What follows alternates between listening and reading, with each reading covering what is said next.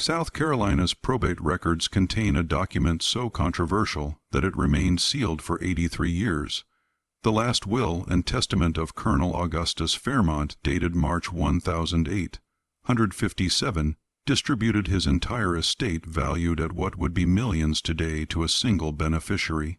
And not his wife of 26 years, not his 3 legitimate children, not his brother who'd fought beside him in the Mexican War. The sole heir to Fairmont's 1,400 acres, his Charleston townhouse, his cotton factoring business, and his considerable investments was a woman whose name appeared in his ledgers under a very different category of property. The reading of that will sparked a legal battle that would consume 3 law firms, divide Charleston society, and expose secrets that powerful families spent decades trying to bury. Before we continue with the story of Augustus Fairmont and the inheritance that shouldn't have existed, make sure you're subscribed to Liturgy of Fear. Hit that notification bell because stories like this one don't appear in history books, and tell us in the comments what state are you listening from right now. We love knowing where our audience discovers these dark corners of American history. What makes the Fairmont case so disturbing isn't just what the will revealed, but what it forced into the open about the hidden structures that existed beneath Southern gentility. Charleston in the 1008, 150s represented everything the antebellum South wanted the world to see. White columned mansions lined the Battery, their piazzas catching the harbor breeze. On Sunday mornings, church bells from St. Michael's and St. Philip's called the faithful to worship. In the afternoons, carriages rolled down Meeting Street carrying ladies in silk dresses and gentlemen in fine broadcloth. The city's wealth came from rice, from indigo, from Sea Island cotton, products of the plantations that sprawled across the low country like kingdoms unto themselves. Augustus Fairmont's plantation, Riverside, sat 30 miles inland along the Ashley River.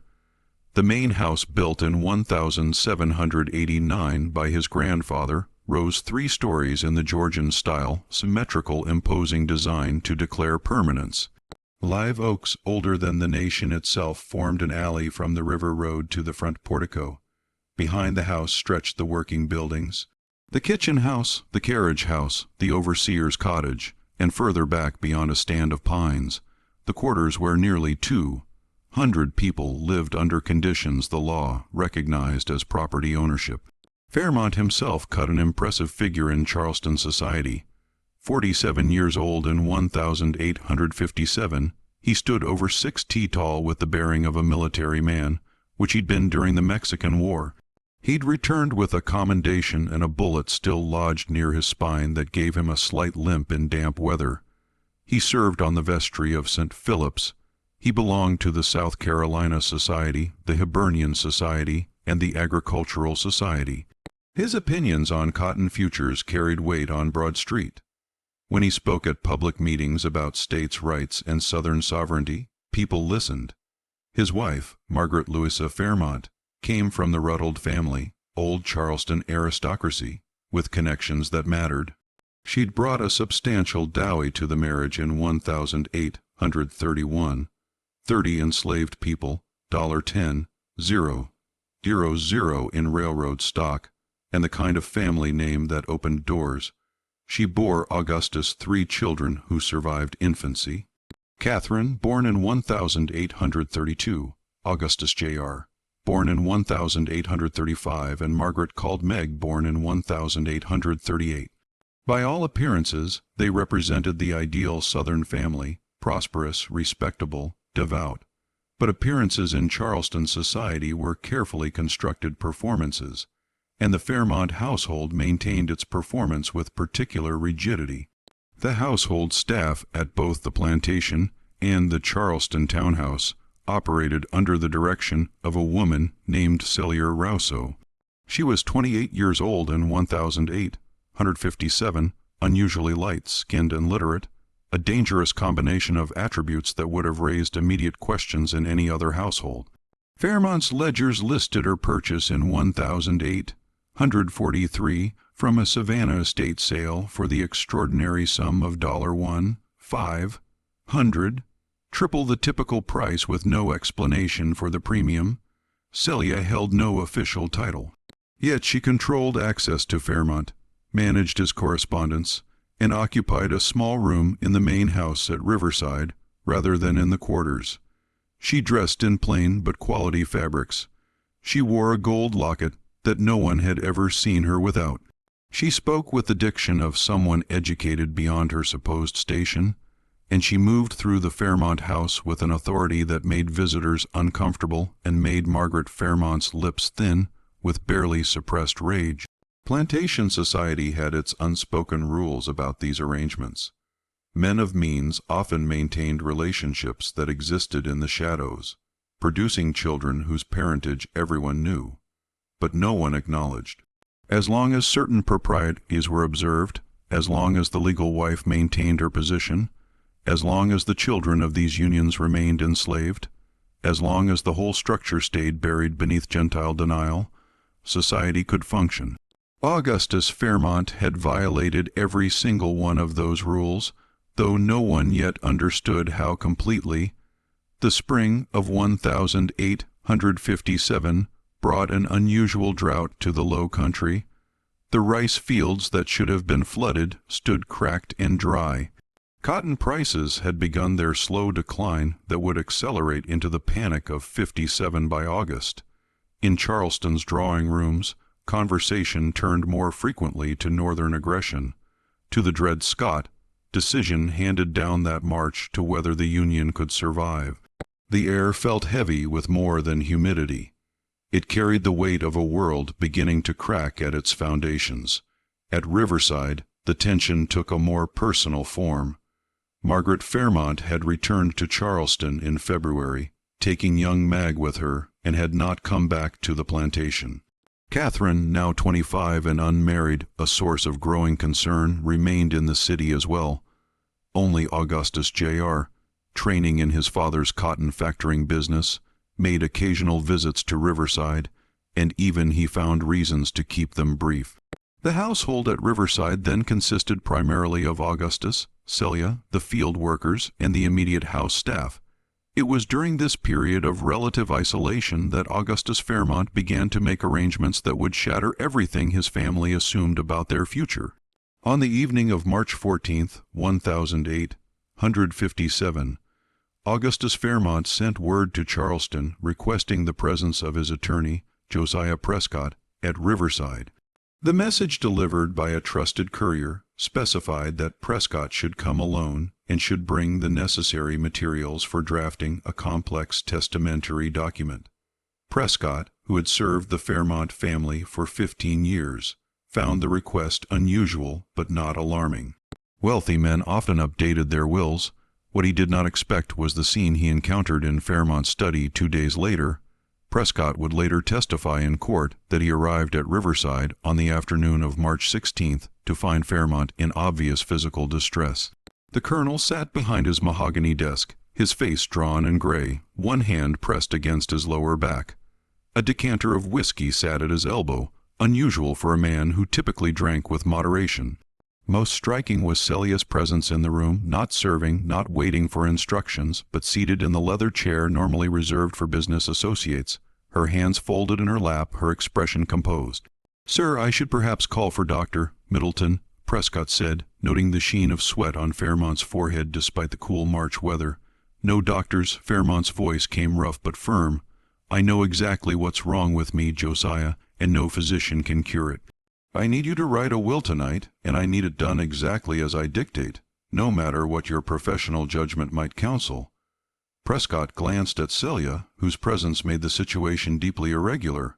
"Colonel, these matters are typically I need witnesses who can read and write, and who will testify to my soundness of mind." Fairmont interrupted. "Celia is one of the most intelligent people I know. She'll witness. You'll find 2 others among my people who can sign their names. I've already arranged it."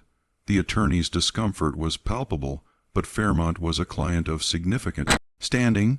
Prescott opened his case and prepared his materials. What followed was a dictation that would take nearly 3 hours, interrupted frequently by Fairmont's pauses to master what was clearly considerable pain. The will began conventionally enough with the standard declarations of soundness of mind and body. though the latter was clearly generous, and the revocation of all previous testaments. Then came the provisions that would change everything. I give and bequeath to Celia Rouso, Fairmont dictated, his words precise despite his physical suffering, currently held as property at Riverside Plantation, her immediate and unconditional freedom upon my death, along with all documents necessary to establish her status as a free woman of color under the laws of South Carolina and the United States. Prescott's pen hesitated. Manumission clauses were not uncommon in wills. They were becoming increasingly restricted by state law, but Fairmont was just beginning. I further give and bequeath to the aforementioned Celia Rouso, now to be known as Celia Rouso Fairmont, the entirety of Riverside Plantation, including all lands, buildings, equipment, livestock, and all persons currently held in bondage thereon. I further bequeath to her my townhouse at number 14 Trad Street in Charleston, along with all furnishings and household goods therein. The scratching of the pen stopped entirely. Colonel, I must strongly advise, write Josiah. Fairmont's voice carried edge that silenced objection. I further bequeath to Celia Rouso Fairmont all shares and interests in the firm of Fairmont and Lazarus Cotton Factors, all railroad stock, all bank deposits, all bonds and securities, and all personal property of every kind and description. I appoint her sole exec of this my last will and testament, with full power to act without bond or judicial oversight. The room had grown very quiet except for the sounds of Prescott's pen and the distant evening songs from the quarters. Celia sat perfectly still, her face revealing nothing. Regarding my wife, Margaret Louisa Fairmont, Augustus continued, each word seeming to cost him, I hereby grant her the legal minimum dare right required under South Carolina law, 1/3 of my real property for her natural life. However, said dare right shall be subject to Celia Rouso Fairmont's primary ownership and management, and Margaret Louisa Fairmont shall have no voice in the administration of any property whatsoever. Prescott had stopped even pretending to write. Colonel, your wife has legal protections. Your children have expectations. This will not stand in court. Beyond the legal impossibilities, a woman of color cannot own. Write it all down, Josiah, exactly as I say it. There are ways around the legal restrictions, and you know it. Property can be held in trust. Arrangements can be made. I've studied the law. I'm not the first man to try to provide for. He stopped. His breathing labored.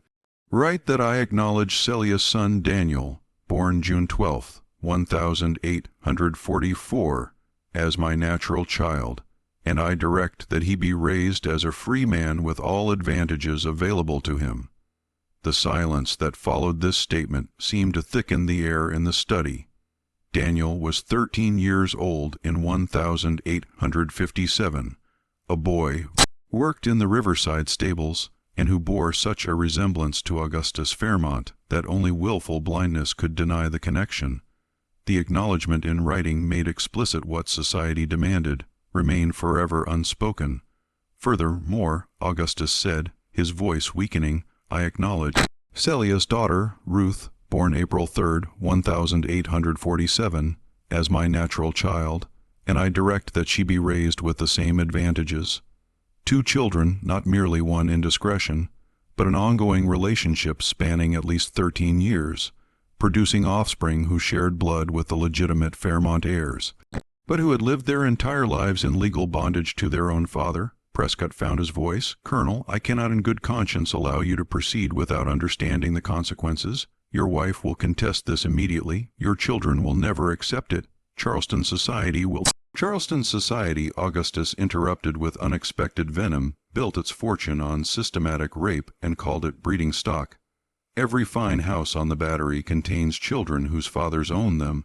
Every respectable gentleman conducts business by day and violates the very people he claims as property by night. The only difference, Josiah, is that I am telling the truth about it. I am putting in legal writing what every man in Charleston does in the darkness. He leaned forward, and the movement clearly cost him. I am dying. Josiah, Dr. Middleton told me 6 months ago that the cancer spreading from my bowels would kill me within the year. I've hidden it from everyone except Celia. I have perhaps weeks remaining, possibly less, and I cannot leave this earth knowing that my own children will be sold to settle my debts, or that the woman I should have had the courage to marry openly will be returned to bondage when I die. The admission hung in the air like smoke. Prescott's hands trembled slightly as he resumed writing. For the next 2 hours, they worked through the technical details, the trust arrangements that might survive legal challenge, the specific bequests designed to provide immediate liquid assets, the careful wording that attempted to thread the needle of South Carolina law regarding property rights and manumission. When the document was finally complete, Fairmont insisted on reading it through himself, his finger following each line, despite the obvious pain the focus caused him. Then he signed it with a steady hand, the signature no different from the one he'd used on hundreds of business documents.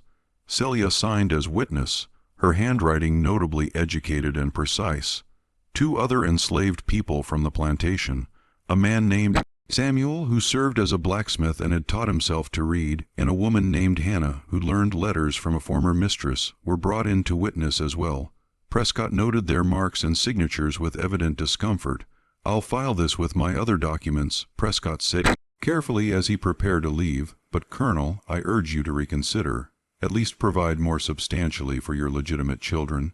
Make some gesture that might soften their response." "My legitimate children," Augustus said, and there was infinite weariness in his voice, "will inherit the protection of their mother's family name, the education I've already paid for, and the social position that comes with white skin in Charleston. Daniel and Ruth will inherit nothing but their freedom if I don't act now. The law sees them as things, Josiah, things I own, things that could be sold to pay my creditors if I don't make this ironclad." He looked at Celia then, and something passed between them that Prescott could not name. "I've lived a coward's life. Let me at least die honestly." Prescott departed Riverside that evening with a document he knew would destroy multiple lives, possibly including his own professional reputation. He rode back to Charleston through darkness, turning over in his mind whether he had a legal obligation to inform Margaret Fairmont of what her husband had done. He decided, perhaps out of cowardice himself, that attorney-client privilege prevented him from speaking. It would be his silence that allowed the situation to unfold as catastrophically as it did. Augustus Fairmont lived for another 6 weeks. During that time, he remained at Riverside, his condition deteriorating rapidly. Celia nursed him through increasing pain, administering laudanum. When it became unbearable, reading to him in the evenings from books they'd apparently shared for years. History, philosophy, poetry. Daniel and Ruth were allowed to visit their father openly during his final days, a sight that scandalized the white overseers, but that none of them dared question. Given Fairmont's fearsome reputation even in decline, Margaret Fairmont did not visit. Whether she'd heard rumors of her husband's condition and chose to stay away, or whether Augustus had deliberately prevented word from reaching her, the historical record does not make clear, but she remained in Charleston, attending social functions, maintaining the fiction that her husband was simply occupied with plantation business during the difficult agricultural season. Augustus Fairmont died on the morning of April 28, 1857. Celia was with him at the end. According to later testimony from the House staff, his last words were, "Tell them the truth." All of it. The truth, when it emerged, would prove more destructive than even he might have anticipated. News of Colonel Fairmont's death reached Charleston the same day. By protocol and custom, Margaret received visitors offering condolences at the T.D. Street house. She wore black silk, received guests in the parlor, accepted their expressions of sympathy with appropriate dignity. Everyone remarked on her composure, on the strength she displayed in her time of trial. She had no idea that she'd already lost everything. The reading of the will was scheduled for May 3rd, 5 days after Augustus's death and 1 day after his burial in St. Philip's churchyard, a burial that Margaret had insisted be properly conducted, despite her private fury at her husband's long absence and sudden death. She'd invited only family and close associates to the reading, her brother, James Rutledge, her children, Augustus's brother, William, and several family friends who'd served as informal advisors over the years. Josiah Prescott arrived at the Trad Street house at 10:00 in the morning, carrying the will and wearing the expression of a man walking to his own execution. He tried twice to meet privately with Margaret before this moment to prepare her, but she'd been too occupied with funeral arrangements to see him. Now he would have to deliver the news in public before witnesses. Margaret sat in the largest chair in the drawing room, her children around her. Catherine, at 25, had never married despite her mother's efforts, a source of ongoing tension that had deepened when Augustus refused to provide an adequate diary for the matches Margaret had arranged. Augustus Jr., 22, worked in his father's cotton factoring business and assumed he would inherit both the firm and the plantation. Young Mag, 19, sat with her hands folded, still the beautiful daughter. The room smelled of furniture polish and the flowers that had been arriving steadily since the news of Augustus's death. Spring sunlight streamed through the tall windows overlooking the garden. Everything appeared civilized, ordered, proper. Prescott cleared his throat.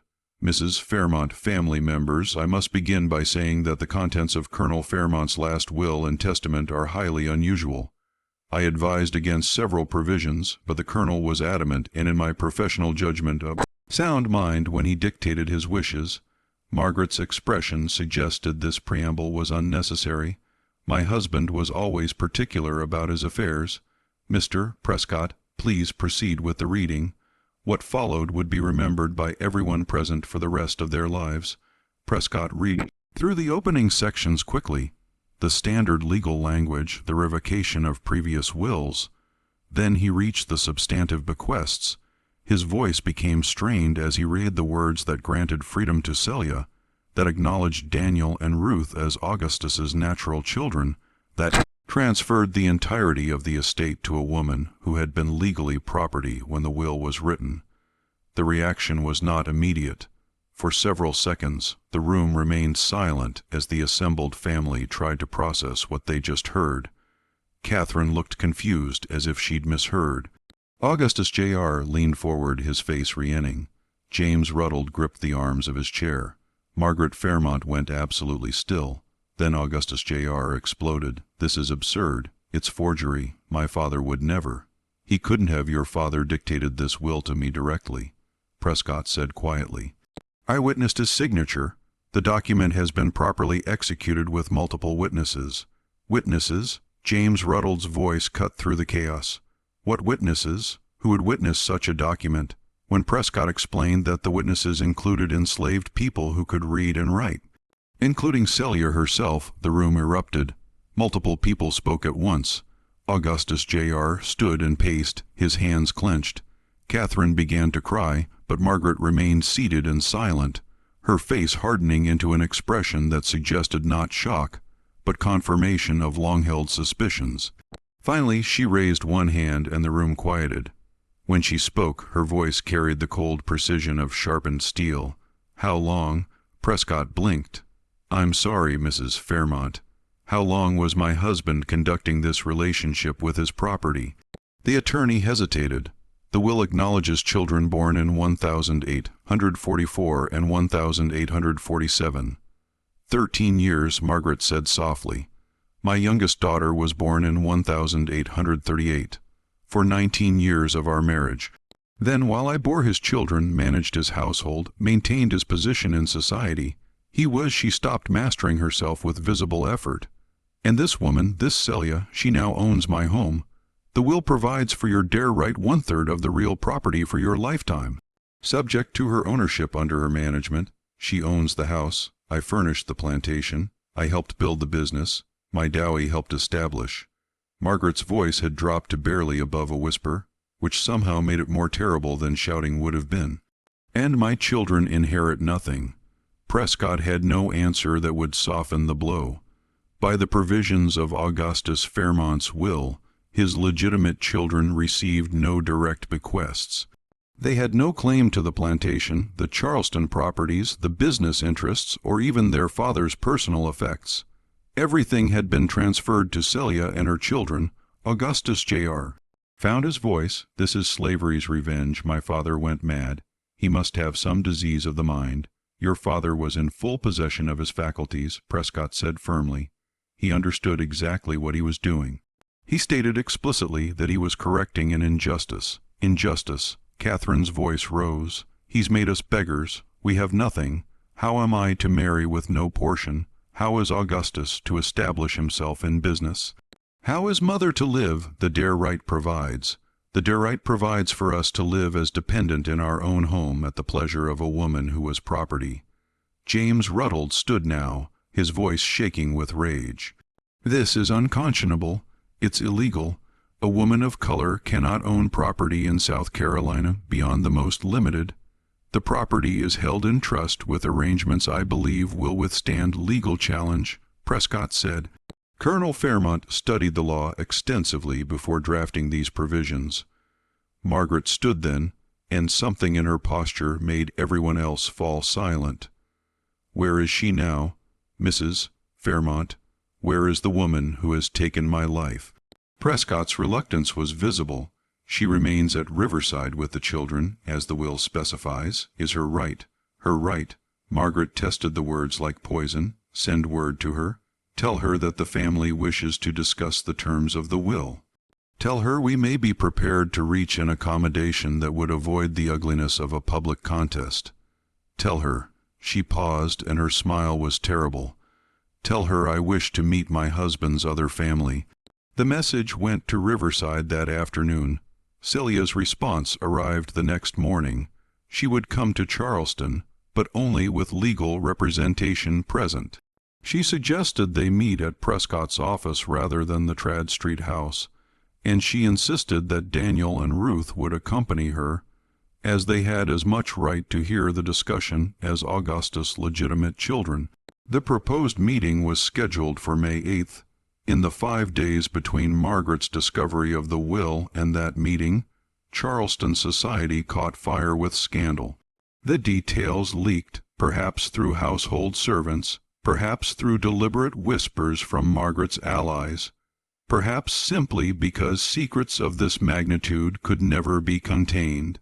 By the end of the first week of May, everyone in Charleston's upper circles knew that Colonel Augustus Fairmont had freed his enslaved mistress in his will, had acknowledged their children, and had disinherited his white family to provide for them.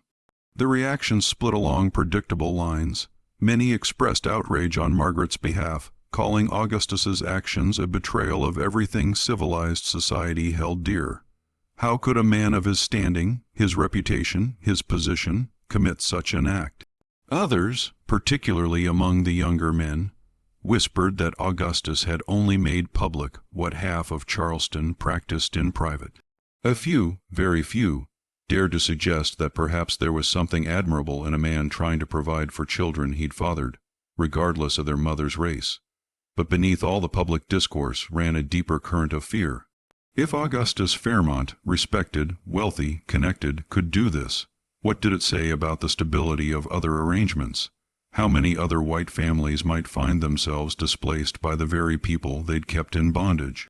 The will represented a fundamental violation of the unspoken rules that allowed Southern society to function. It had to be challenged, had to be defeated, or the implications would spread like cholera through the social order. The meeting on May 8th took place in Josiah Prescott's office on Broad Street, in a room far too small for the number of people who crowded into it. Margaret arrived first with her brother James, her children, and 2 additional attorneys she'd retained, specialists in probate law from prominent Charleston families. They arranged themselves on one side of the long table that dominated the room. When Celia arrived, the effect on the room was immediate and visceral. She wore a dress of dark gray wool, simple but well, made with a white collar. Her hair was pulled back severely. She carried herself with remarkable composure for a woman walking into a room full of people who wished her destroyed. Daniel, at 13, wore a suit that had clearly been tailored for him, not servant's clothes, but the kind of outfit a gentleman's son would wear. Ruth, at 10, wore a blue dress with careful stitches, her hair in neat braids. Both children bore the unmistakable Fairmont features, Daniel especially, with Augustus' strong jaw and deep-set eyes. The moment when Margaret Fairmont and Celia Rouso faced each other across that table contained more unspoken history than any document could capture. These 2 women had lived in the same houses for 14 years, one as mistress, one as property. They had both borne Augustus Fairmont's children. They had both, in different ways, built their lives around a man who'd kept them in separate worlds that should never have intersected. Now those worlds had collided, and one of them would be destroyed in the wreckage. Margaret spoke first, her voice controlled, but carrying an edge like ice cracking. "You understand, and I presume that my husband's will cannot stand, that the law protects a wife's rights, that no court in South Carolina will allow this travesty." Celia met her gaze directly, a deliberate violation of the social codes that governed how a woman of color should address a white woman, especially one of Margaret's standing. "I understand that your husband chose to acknowledge the truth." Finally, the simple statement landed like a physical blow. Margaret's composure cracked slightly, color rising in her cheeks. "You seduced him, used your position in his household to manipulate a man who I was 14 years old when your husband purchased me in Savannah." Celia's voice remained level but gained intensity. 14. "I didn't seduce anyone, Mrs. Fairmont. I was taught to read and write by my previous mistress, which made me valuable as a household manager. That's what your husband told people. He bought me for the truth about what else I was purchased for, what I had no choice about. I assume you can imagine." The room had gone deathly silent. Augustus Jr. half rose from his chair, but James Ruddle gripped his arm, holding him back. "You will not speak to my mother that way," Catherine said, her voice shaking. "You have no right to." "I have every right." Celia turned to Catherine, and now there was steel in her tone. "I have the right your father gave me in his will. I have the right of someone who managed your household, raised your children when they were young, kept your father's books, ran his business affairs when he was away, and bore his children just as your mother did. The only difference is that I did all of it without choice, without legal protection, without the ability to say no. And now your father has tried to give me what he should have given me 13 years ago, my freedom and the means to protect my children." Margaret's attorney, a gay-haired man named Bogard Simmons, interjected. "Miss Rouso, your personal history, however unfortunate, is not relevant to the legal questions at hand. Colonel Fairmont's will violates multiple provisions of South Carolina law. Property cannot be transferred in this manner to a woman of color. Children born of an enslaved mother are themselves enslaved and cannot inherit. The dare rights of the legal wife supersede any testamentary provisions to the contrary. This will is legally invalid on multiple grounds." "Then why are we having this meeting?" Celia asked. "If you're so confident the will is invalid, why not simply proceed to court?" Simmons and James Ruddle exchanged a glance. The truth was more complicated than Celia's questions suggested, and everyone in the room knew it. The legal landscape regarding property rights and race in 1857 South Carolina was a patchwork of contradictions. While the law severely restricted what free people of color could own or inherit, it also recognized trusts, recognized private arrangements, and critically recognized that white men of property had certain privileges in disposing of their estates.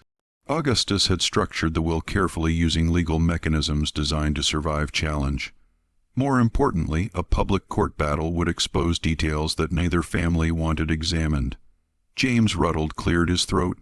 "We are here, Miss Rouso, because despite the legal invalidity of this document, we recognize that a protracted court case would be unpleasant for all involved. The details of my brother-in-law's private life would become public record. Names would be named. Children would be scrutinized. We are prepared to offer you a settlement that would provide for you and your children's future without the necessity of litigation." "How generous," Celia said, and the sarcasm was barely veiled. "What are the terms of this settlement?" Margaret leaned forward. "You receive your freedom, which the law would likely grant regardless. You receive $20,000, enough to establish yourself and your children comfortably anywhere in the North, where attitudes toward your situation might be more accommodating. In exchange, you renounce any claim to the Fairmont properties, the business interests, and you leave South Carolina within 30 days. The offer was substantial in monetary terms. $20,000 represented significant wealth, but it was a fraction of what the estate was worth, and everyone in the room knew it. More importantly, it required Celia to abandon the South, to take her children away from the only home they'd known, to accept exile as the price of their freedom. Your husband left me everything because he knew what would happen to me and my children if he didn't," Celia said quietly. "He knew that the moment he died, I would become vulnerable, that someone would try to sell me to settle debts, or that your family would try to remove me. He knew that Daniel and Ruth, his children, would be treated as property to be disposed of. He spent 6 weeks dying in agony, Mrs. Fairmont, and he used that time to ensure we would be protected. I don't believe he would want me to accept 30 pieces of silver and disappear. How dare you quote scripture at me?" Margaret's voice dropped to a hiss. "You who helped destroy my marriage, who lived in my houses, who bore children to my husband, while she stopped, visibly fighting for control." Catherine placed a hand on her mother's arm. "Mother, please," but Margaret shook her off. "No, I have been silent for too long, accommodating for too long, playing the gracious lady while my husband's infidelity happened under my own roof." She turned her full attention to Celia, and the pain beneath the anger was suddenly visible.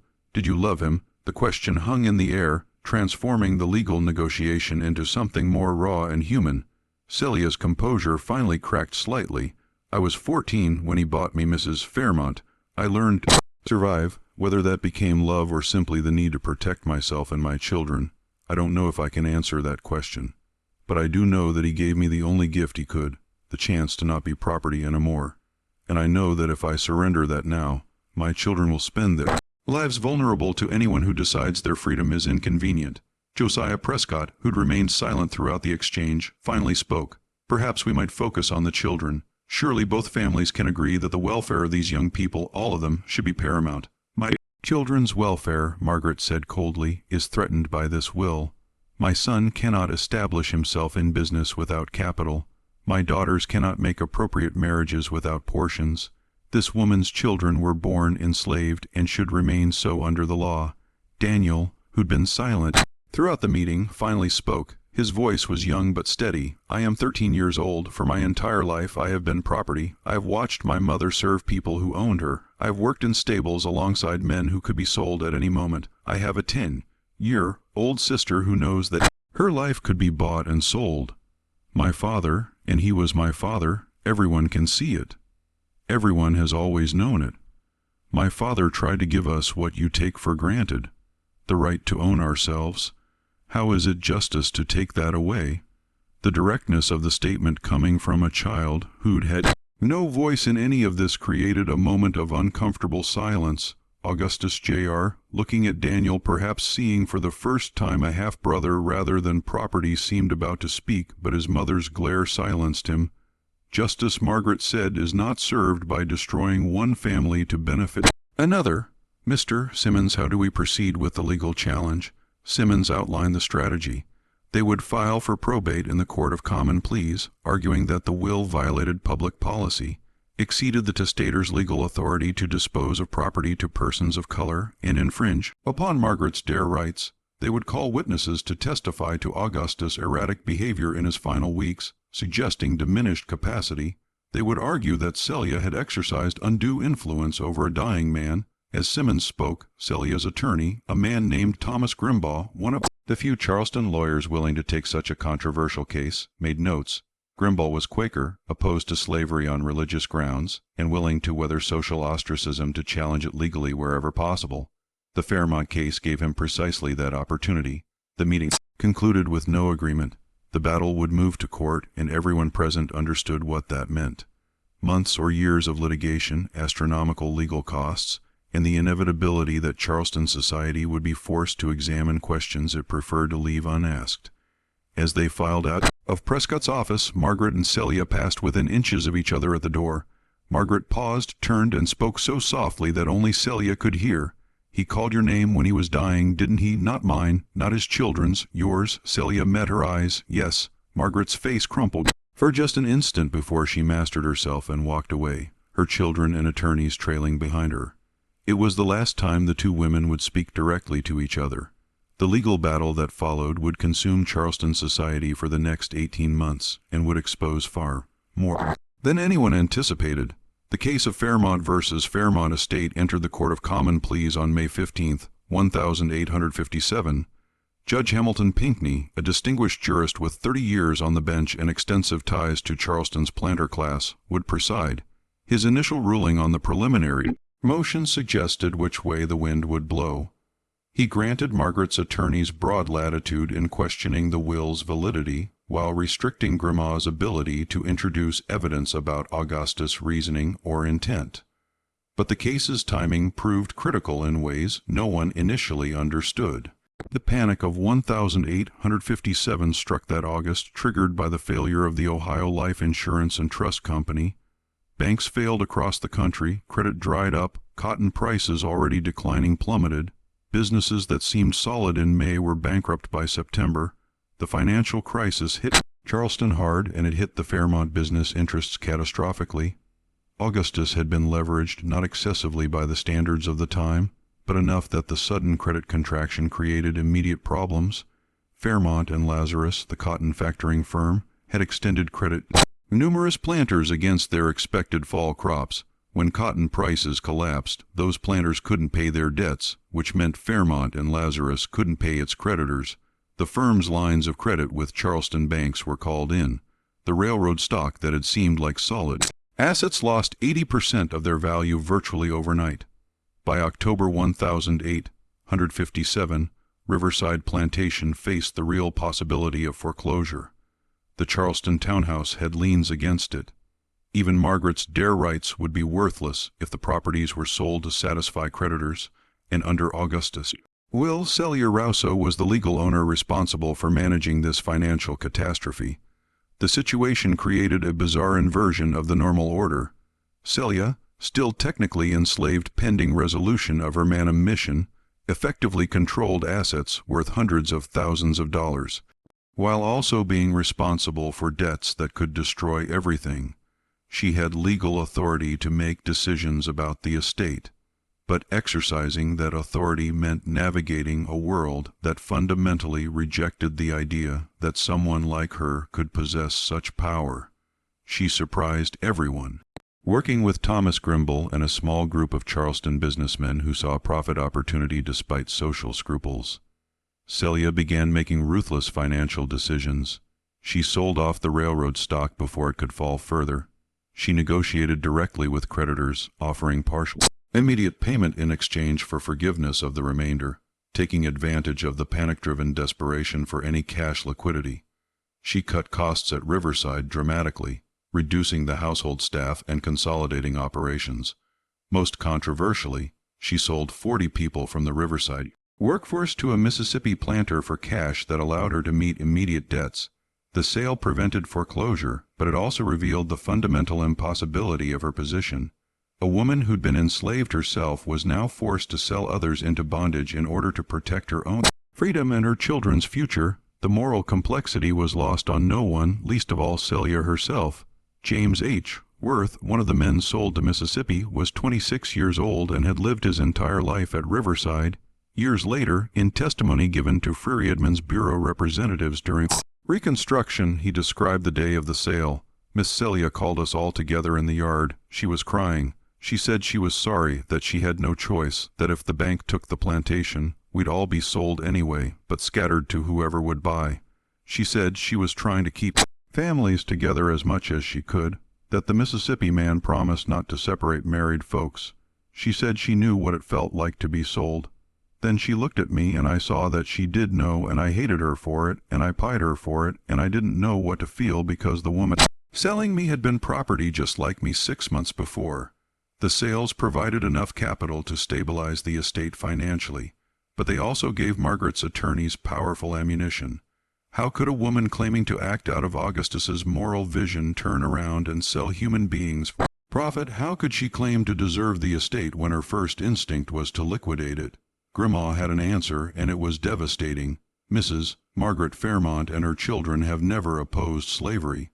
They have never questioned the right to buy and sell human beings. Their objection to Miss Rouso is not that she sold enslaved people to save the estate. It's that she, having been enslaved herself, had the audacity to make that decision.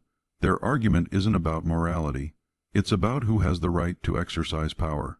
And their position is that power can never rest with someone who looks like Miss Rouso. no matter what the law or the deceased's intentions might say. The argument forced the case into territory that made everyone uncomfortable. Charleston's elite didn't want to examine the logical contradictions of slavery in open court.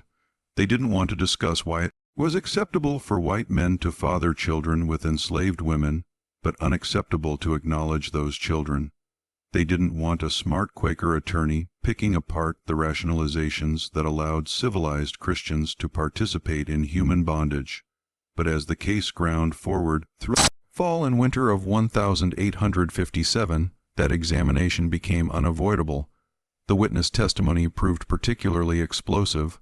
Margaret's attorneys called housekeepers and overseers from Riverside to testify about Celia's position in the household, trying to establish that she'd exercised undue influence over Augustus.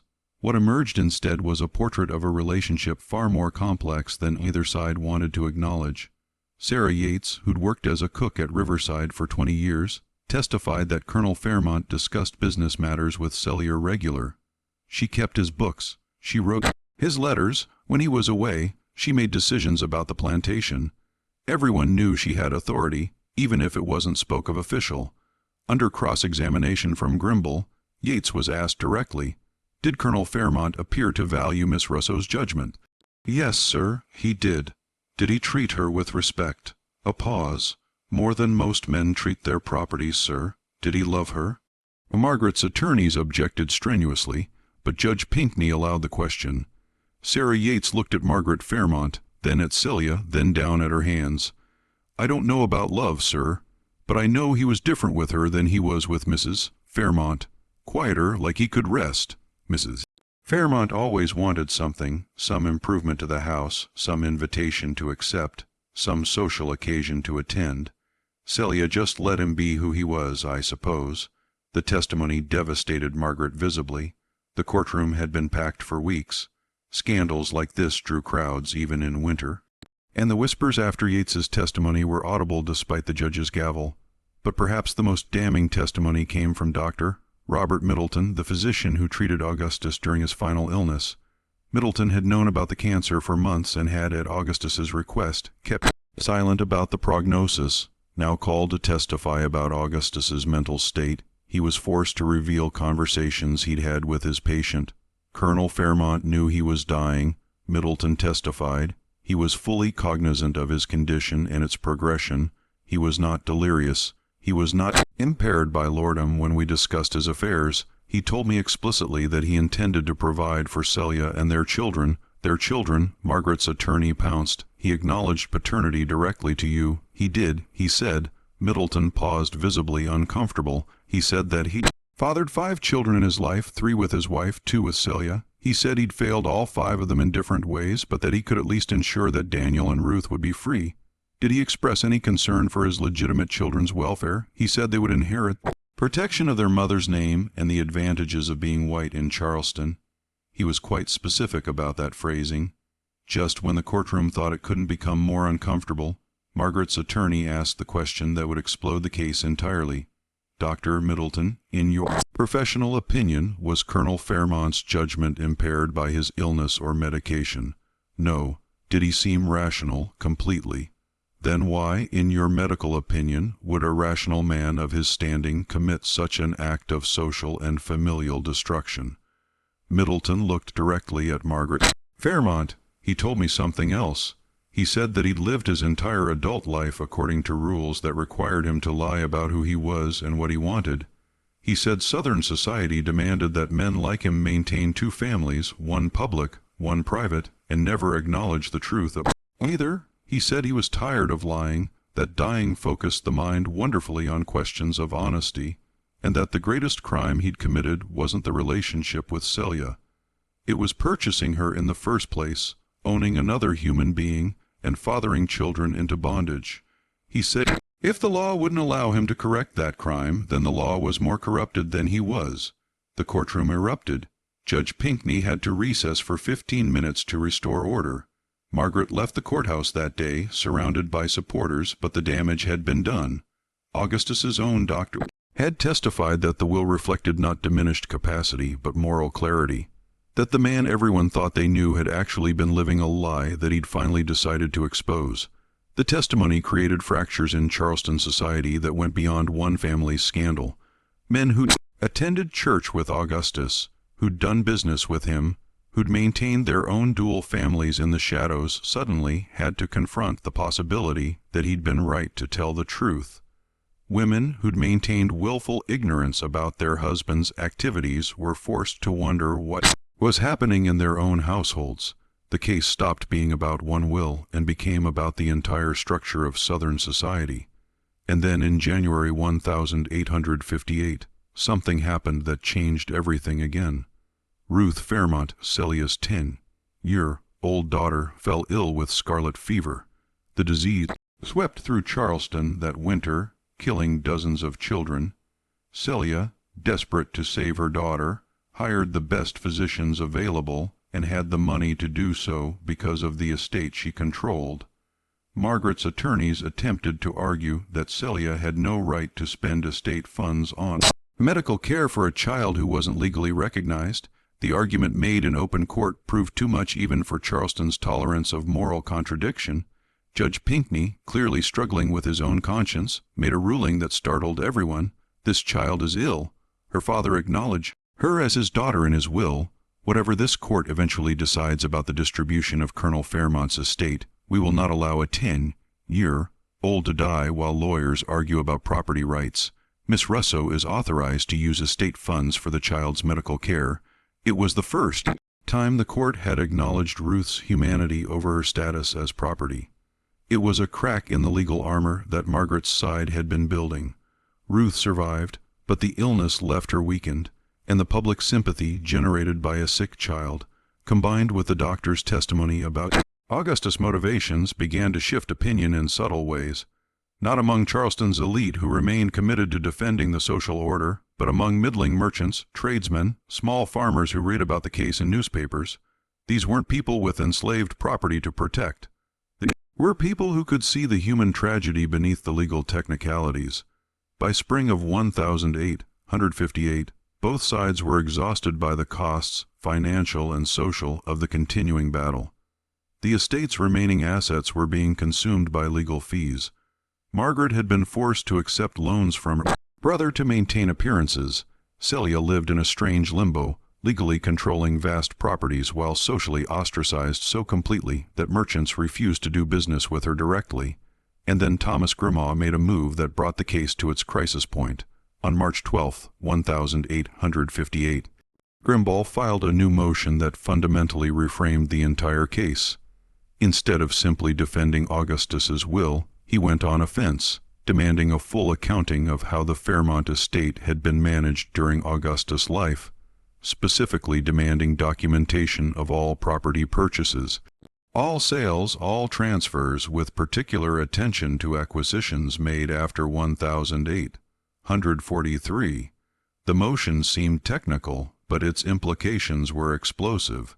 Grimmauld had found something in Augustus' papers, and he was going to use it. The hearing on the motion took place on March 20th.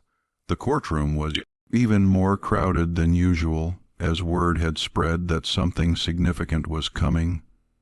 Grimmauld took the floor with the controlled energy of a man holding a winning hand. "Your Honor, the Fairmont family has argued throughout these proceedings that Miss Celia Rouso is property, that she had no legitimate relationship with Colonel Fairmont, and that she has no legal standing to inherit his estate. I would like to introduce into evidence a document that was found among Colonel Fairmont's private papers." He held up a piece of paper, aged and carefully preserved. "This is a manumission document executed in Savannah, Georgia on April 3, 1847, 10 years before Colonel Fairmont's death. It grants freedom to Celia, a woman of color, approximately 28 years of age, in consideration of faithful service and other valuable considerations. The document is properly notarized and filed with the Chatham County Courthouse in Savannah." The silence in the courtroom was absolute. Margaret's face went white. Grimmauld continued, his voice gaining strength. "This document was executed on the date of Ruth Fairmont's birth, Colonel Fairmont's second daughter by Miss Rouso. Under the law, a Child born to a free woman is born free regardless of the father's status. Ruth Fairmont was never enslaved. She has been legally free since birth. He let that sink in before delivering the next blow. Furthermore, I have here a second document executed in Charleston on June 15, 1844, 3 days after the birth of Daniel Fairmont. This document, also a manumission, grants freedom to Celia and her infant son, Daniel, under similar terms. Margaret's lead attorney, Simmons, was on his feet. Objection. These documents were never presented before. These documents were hidden by Colonel Fairmont, Grimble said calmly, because he knew that acknowledging them publicly would expose his children to danger. A free woman of color in South Carolina exists in a precarious legal position. Her children, even if free by law, could be kidnapped and sold. It was safer for everyone to believe Celia and her children were still enslaved even though they had not been for over a decade. Judge Pinckney leaned forward, his expression grave. You're saying that Miss Rouso has been legally free since 1847 and her son since 1844. I'm saying more than that, Your Honor. I'm saying that for 13 years. Colonel Augustus Fairmont maintained the fiction that Celia was his property while secretly having freed her. He did this not out of cruelty, but out of protection. He understood that a free woman of color with children who looked white would be at risk, but the legal reality is clear. Celia Rouso has not been property for over a decade. She has been a free woman living in the Fairmont household. The implications cascaded through the courtroom like dominoes falling. If Celia had been free, then her relationship with Augustus wasn't master-slave, but something else entirely. If her children had been born free, they weren't property but heirs. If Augustus had been secretly protecting them under the cover of enslavement while actually having freed them years earlier, then his final will wasn't an act of last-a-minute conscience, but the culmination of a decadal-long plan. Margaret found her voice, and it was ragged with fury and pain. He freed her. He freed her on the day our daughter was born. While I was in childbed, risking my life to give him another child, he was at the courthouse freeing his mistress. The raw anguish in her voice silenced even those sympathetic to her cause. Here was the real wound laid bare, not just that Augustus had been unfaithful, but that he'd been planning for Celia's future while Margaret gave birth to their children. That he'd used legal mechanisms to protect one family while allowing the other to believe itself secure. Grimble pressed his advantage. Your Honor, given these revelations, I move that this court recognize Miss Rouso's legal status as a free woman, and recognize that Colonel Fairmont's will was not a manumission, but simply a testamentary transfer of property from one free person to another, which he had every legal right to make. The dare rights still apply, Simmons argued desperately. Mrs. Fairmont still has legal protections which the will respects. Grimble countered. Mrs. Fairmont receives her one-third dare right as required by law. The remainder of the estate goes to Miss Rouso just as it would if Colonel Fairmont had left his property to any other free person. Judge Pinckney called for a recess. The courtroom emptied slowly, everyone stunned by the revelations. Margaret left supported by her children, her face a mask of devastation. Celia remained seated for a long time, Daniel beside her, both of them trying to process what had just been revealed. Mother, Daniel said quietly, did you know about the manumission papers? Celia shook her head. He told me they existed. He told me to trust him, but I never saw them. I think her voice broke. I think he knew that if I believed I was free, I would act differently, and that might put us all in danger. It was safer for me to believe I was still enslaved, to act as enslaved, to never challenge the fiction.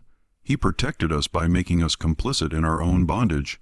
The psychological complexity of what Augustus had done was almost unbearable.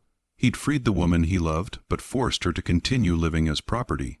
He'd ensured his children were born free, but raised them in slavery. He'd constructed an elaborate legal shelter while maintaining a social performance of ownership. Every act of love was also an act of cruelty. Every protection was also a cage. The court reconvened 2 weeks later for Judge Pinckney's ruling. He clearly struggled with the decision. His written opinion ran to 40 pages, full of legal reasoning that tried to balance law, precedent, and the moral quagmire the case had exposed. His core finding was narrow but devastating to Margaret's case. The manumission documents were valid. Celia had been free since 1847, her children since their births. Therefore, Augustus's will was simply the transfer of property from one free person to another, which South Carolina law allowed. Subject to the limitations of dare rights, Margaret received her one-third dare right to the real property for her lifetime, but Celia received control of 2/3 of the real estate, the entirety of the personal property, the business interests, and the cash assets. More importantly, she received the legal recognition of her status. She was not property. She had not been property for over a decade. She was a free woman of color with the same rights to inherit and own property that any free person possessed under South Carolina law. The decision was immediately appealed to the South Carolina Court of Appeals, but the appeals court declined to hear the case, letting Pinckney's ruling stand. The legal battle was over. After 18 months, countless thousands of dollars in legal fees, and the exposure of secrets Charleston would have preferred to keep buried, Celia Rouso had won. But victory, when it came, was hollow in ways no one had quite anticipated. Celia took possession of the trad.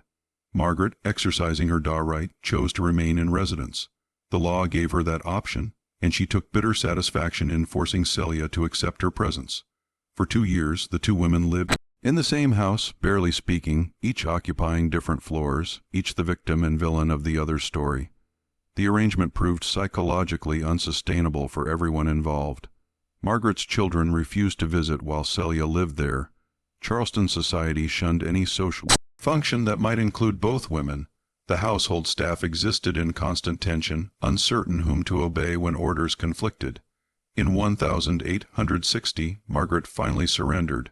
She moved to her brother's plantation in the interior, taking with her the only thing she truly wanted from her marriage, the legal status of Augustus Fairmont's widow.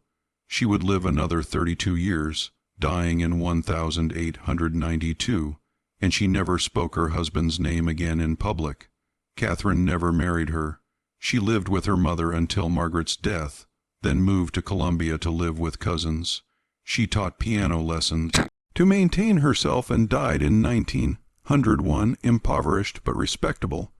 Augustus Jr. attempted to establish himself in the cotton business, but his father's reputation followed him.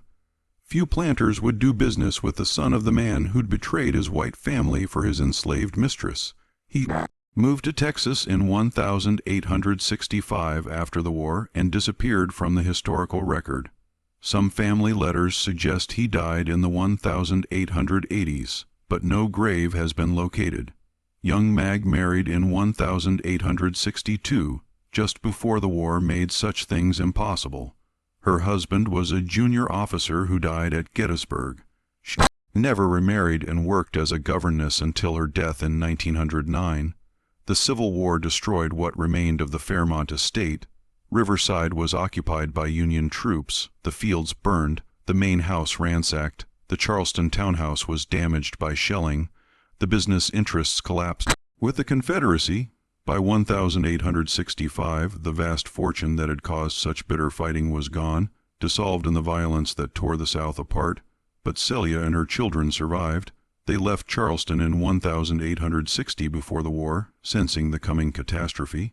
Using what remained of the estate, liquid assets, Celia purchased property in Philadelphia in a neighborhood where free people of color had established a community. She invested in a boarding house and a small shop and modest ventures that would provide steady income. Daniel received an education. He learned to trade carpentry and established himself as a skilled craftsman. He married in 1868, had children, lived to see the 20th century. He died in 1921, having spent 57 years as a free man, and his grandchildren inherited the property he'd accumulated. Ruth recovered from her childhood illness and grew into a young woman of remarkable resilience. She became a teacher, educating freed children during Reconstruction. She married a minister in 1870. Her descendants scattered across Philadelphia, New York, and Boston, becoming teachers, doctors, lawyers, building lives that would have been impossible in the world where she was born. Celia lived until 1889. She never remarried. She kept the gold locket Augustus had given her until the day she died. Inside were 2 small photographs, one of Daniel as a baby, one of Ruth as a toddler. She was buried in Eden Cemetery in Philadelphia in a plot she'd purchased herself, under a headstone that reads simply Celia Rouso Fairmont 1819-1889 free. The case of Fairmont versus Fairmont Estate never appeared in the standard legal textbooks. It was cited occasionally in property law discussions, but usually in footnotes. The details were too uncomfortable, the implications too troubling. Charleston society preferred to forget the whole ugly affair to bury it under the more dramatic tragedy of the Civil War, but the case documents survived. Hundreds of pages of testimony, motions, evidence recorded and filed in the Charleston County Courthouse. They survived the war, survived fires and floods, survived attempts to purge embarrassing records, and in those pages, preserved in legal language and witness testimony, is the story of how one man tried to correct an injustice he'd spent a lifetime perpetuating, and how his attempt at redemption destroyed two families in the service of saving one. The questions the case raised never received satisfactory answers. Was Augustus Fairmont a hero for trying to free his children, or a villain for having enslaved them in the first place? Was Celia a victim of systematic oppression, or someone who benefited from proximity to power? Was Margaret justified in her fury, or was she defending an indefensible system? Could any of them have chosen differently within the constraints of their world? The truth, as the historical record suggests, is that everyone involved was trapped in a system that corrupted every human relationship it touched. Augustus' attempt to be honest within a society built on lies exposed how completely those lies had infected everything: family, law, property, love, parenthood. His will didn't fix what was broken. It simply revealed how broken it all was. In the end, perhaps the most significant legacy of the Fairmont case was what it demonstrated about the unsustainability of the entire Southern social order. A system that required men to own their own children couldn't last. A society built on the fiction that some humans weren't fully human couldn't survive. The Civil War would arrive 3 years after Judge Pinckney's ruling, and it would burn away the legal structures that made cases like Fairmont's possible. But it would take another century before the descendants of people like Celia and Daniel could fully claim the rights that Augustus Fairmont died trying to give them. And even now, the echoes of those systems, the assumptions about power, property, and who deserves what, remain embedded in the landscape he left behind. The Fairmont Plantation House still stands, partially restored, operated as a museum. Now, tour guides tell visitors about the architecture, the furnishings, the important people who once visited. Sometimes they mention the controversial will, though usually in passing. They rarely discuss what the case revealed about the foundations on which Charleston's grandeur was built. But in the courthouse archives, the case file remains, waiting for anyone curious enough to pull it from the shelves and read the testimony of a world that tried very hard to keep its secrets. What do you think of this story? Did Augustus Fairmont find redemption in his final act? Or did he merely compound his crimes with one more act of cruelty, forcing 3 families to pay the price for his lifetime of cowardice? Leave your comment below. If you found this historical mystery compelling, subscribe to Liturgy of Fear for more true stories from America's darkest chapters.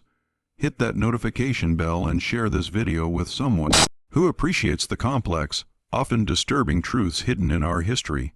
The past is never as simple as we want it to be, and sometimes the most terrifying stories are the ones that actually happened.